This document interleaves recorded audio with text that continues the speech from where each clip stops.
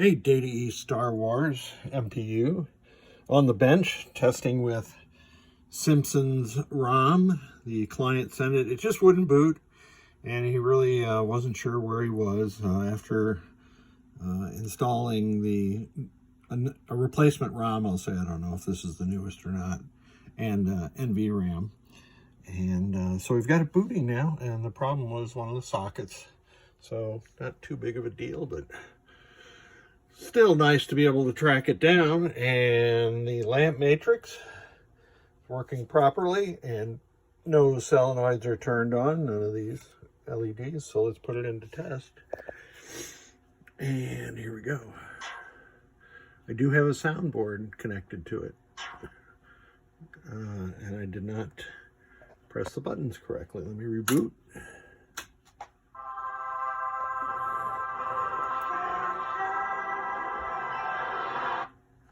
But I've heard that a million times.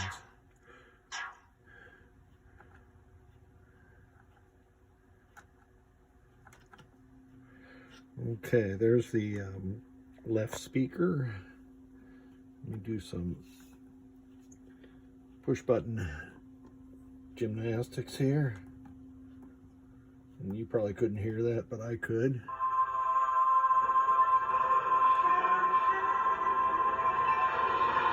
Hey man, we're both underachievers.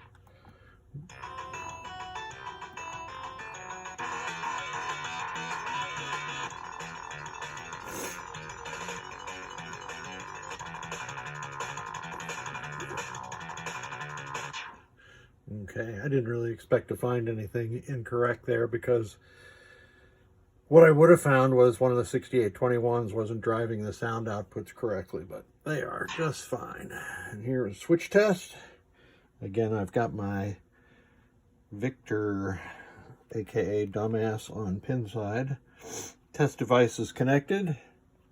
Simpsons uses all 64 switches, so I'll just go through the diagonal of the switch matrix, which includes every column and every row. That makes sense. Lamps, all lamps, rows, columns, and individual lamps. And I'm just machine gunning through this. The next thing is flashers. And the next test is coil test. So you'll see a red LED light up, followed by the green, or sorry, followed by this blue one, followed by a green one.